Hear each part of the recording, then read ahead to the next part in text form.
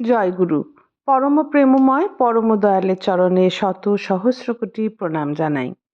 পূর্ববর্তী দিনে একটি বাণী নিয়ে আলোচনা করা হয়েছিল। সত্যানুসরণ গ্রন্থের বাণীটি ছিল, বিস্তারে অস্তিত্ব হারাও কিন্তু নিভে যেও না, বিস্তারী জীবন বিস্তারী প্রেম। পরম পূজ্যপাদ শ্রী শ্রী বরদা এই বাণীটির ব্যাখ্যা প্রসঙ্গে ভক্তমণ্ডলীর কাছে নানান কথা বলেছিলেন। সেই কথার কিছু অংশ আজকে আবার আপনাদের পরবর্তী অংশটি নিয়ে আজকে আবার আপনাদের বেশ কিছু আলোচনা শোনাচ্ছি। পরম পূজ্যপাদ শ্রী শ্রী পিতৃদেব বলেছিলেন, পরমহংসদেব বলেছেন, নুনের পুতুল সাগর মাপতে গিয়েছিল, মাপতে গিয়ে লয় হয়ে গেল, সাগর মাপা আর হলো না। তেমনি ইষ্ট কাজ করছি, যজন যাজন করছি, কর্মক্ষেত্র বিস্তার লাভ করছে। যজন যাজন করতে করতে এইভাবে মানুষ অনুভব করে, সবই তো তিনি, এর মধ্যে আমার করার কি আছে। ঠাকুর এখানে আমাদের সাবধান করে দিচ্ছেন। বিস্তারে অস্তিত্ব হারাও মানে তারই সেবায় যুক্ত থাকা, মানে ইষ্টের সেবায় যুক্ত থাকা। বিস্তারে অস্তিত্ব হারাও কিন্তু নিভে যেও না। বাণীটিতে এই কথাটি বলা আছে। বিস্তারে অস্তিত্ব হারাও মানে তারই সেবায়, মানে ইষ্টের সেবায় নিযুক্ত থাকা, কিন্তু নিভে যেও না, অর্থাৎ তাতে বিলুপ্ত হয়ে যেও না।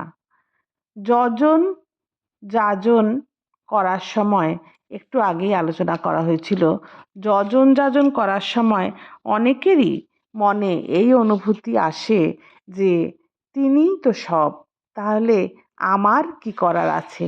এইখানেই ঠাকুর সাবধান করে দিয়েছেন। তিনি বলেছেন, বিস্তারে অস্তিত্ব হারা মানে তারই সেবায় নিযুক্ত থাকা, কিন্তু নিভে যেও না, অর্থাৎ তাতে বিলুপ্ত হয়ে যেও না।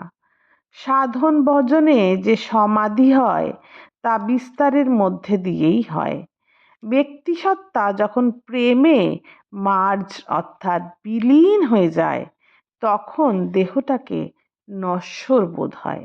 ব্যক্তিসত্তা মানে যখন কোনো ব্যক্তি প্রেমে যখন একেবারে বিলীন হয়ে যায়, তখন দেহটাকে নশ্বর মনে হয়, আর দেহ ধরে আসতে ইচ্ছা করে না। সাধন ভজনের উদ্দেশ্য প্রসঙ্গে শ্রী শ্রী পিতৃদেব বলেছেন, আমরা যে সাধন ভজন করি, নাম ধ্যান করি, তা হলো হৃদয়ের দরজা খুলে তার আশার অপেক্ষা করি, মানে ঈশ্বরের আশার অপেক্ষা করি, যে কোনো সময় তিনি আসতে পারেন। এই যে ইষ্ট কাজ করছি, এটা হলো তিনি কখন আসবেন সেই প্রতীক্ষায় ব্যাকুল হয়ে আছি। যে কোনো সময়ই তিনি আসতে পারেন, সেই জন্য প্রস্তুত থাকতে লাগে। হয়তো সারা জীবন ধরে সাধনা করছি, তার দর্শন পাচ্ছি না, কিন্তু কেউ কয়েকদিন করেই তার দর্শন পেতে পারে। দর্শন পাওয়া তারই ইচ্ছায়। তিনি যখন ইচ্ছা করবেন তখনই দর্শন দেবেন। তবে এভাবে প্রতীক্ষায় থাকলে দর্শন পাবই, একদিন না একদিন তার দর্শন পাবই। পরমেশ্বর তা বললেন, আগে বৃত্তি প্রবৃত্তিগুলোকে নিয়ন্ত্রণ করলে তবেই কি তার দর্শন পাওয়া সম্ভব। শ্রী শ্রী পিতৃদেব প্রত্যুত্তরে বললেন, বৃত্তি প্রবৃত্তির ওপর মাস্টারি বা কর্তৃত্ব কেউ করতে পারে না।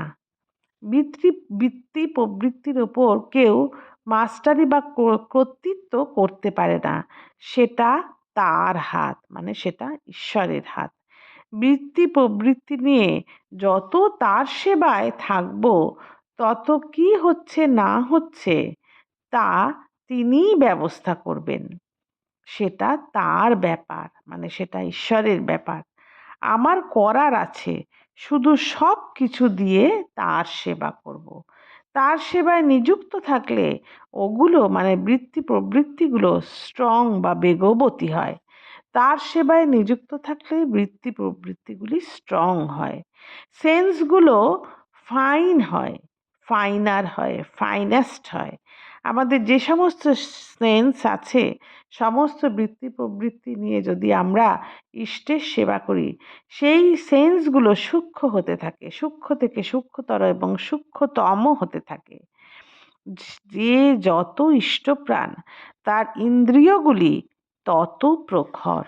শ্রবণ শক্তি প্রবল, ঘ্রাণ শক্তি প্রবল, সব শক্তি প্রবল হয়। রাগ দেশ এসবও হয় প্রবল। প্রয়োজন ক্ষেত্রে সবগুলি প্রকাশ পায়। আসল ব্যাপার হচ্ছে আমার যা যা আছে সব নিয়ে তার সেবায় লাগা। যা তার সেবায় লাগে না তার প্রতি আমার বিরাগ আসে।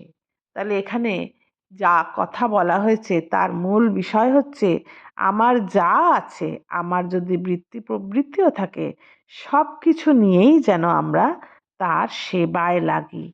যা তার সেবায় লাগে না তার প্রতি আমাদের বিরাগ আসে। শ্রী শ্রী পিতৃদেব ভাব বিভোর হয়ে বলে চলেছেন, বৈরাগ্য মানে কি? তার মানে ইষ্টের প্রতি এত টান থাকে যে অন্য জিনিসের ওপর বিতরাগ আসে। ইষ্টের প্রতি আমার অন্তরের সমস্ত টান। তাই তিনি বললেন, তার মানে ইষ্টের প্রতি এত টান থাকে যে অন্য জিনিসের ওপর বিতরাগ আসে। জোর করে কি বৈরাগ্য আসে ইষ্ট অনুরাগ ছাড়া? বৈরাগ্য আসে ইষ্ট কাজ করতে করতে। বৈরাগ্য কি করে আসে? না, ইষ্ট কাজ করতে করতে আসে। যা তার সেবায় লাগে না, যা তিনি পছন্দ করেন না, তা ঝেড়ে ফেলে দেওয়া, তার থেকে বিরাগ আসে যা তিনি পছন্দ করেন না। এটাই বৈরাগ্য। বৈরাগ্যটা কি? না, শ্রী শ্রী পিতৃদেব বললেন, জোর করে কি বৈরাগ্য আসে ইষ্ট অনুরাগ ছাড়া? বৈরাগ্য আসে ইষ্ট কাজ করতে করতে। যা তার সেবায় লাগে না, তিনি যা পছন্দ করেন না, তা ঝেড়ে ফেলে দেওয়া, তার থেকে বিরাগ আসে যা তিনি পছন্দ করেন না, সেটাই বৈরাগ্য। অনেকের হয়তো এককালে মাছ ছাড়া চলতো না। অনেকেই বলে, মাছ ছাড়া আমার চলতো না, মাছ ছাড়া ভাত খেতে পারতাম না। এখন ঠাকুর ধরে আর মাছ খেতে মন চায় না, মাছ খেতে বিরাগ আসে। এই রকম আমাদের কতজনের হয়েছে। যার তা আসে সেই বুঝতে পারে। এটা সহজও যেমন, আবার কঠিনও তেমন। এক ভাই পাশ থেকে তখন প্রশ্ন করল, বড়দা, তার দর্শন পাওয়া জিনিসটা কেমন? শ্রী শ্রী পিতৃদেব বললেন, এটা অনুভূতির ব্যাপার। ভক্তের যার যেমন অনুভব, অনুভব কথাটার মধ্যে আছে পরে হওয়া, পশ্চাতে হওয়া। অনু মানে পশ্চাতে, ভব মানে হওয়া। তুমি যেমন হবে তেমনই পাবে। এবার শ্রী শ্রী পিতৃদেব ওই ভাইটিকে জিজ্ঞাসা করলেন, তার দর্শন পাওয়া সম্বন্ধে তোমার কি মনে হয়?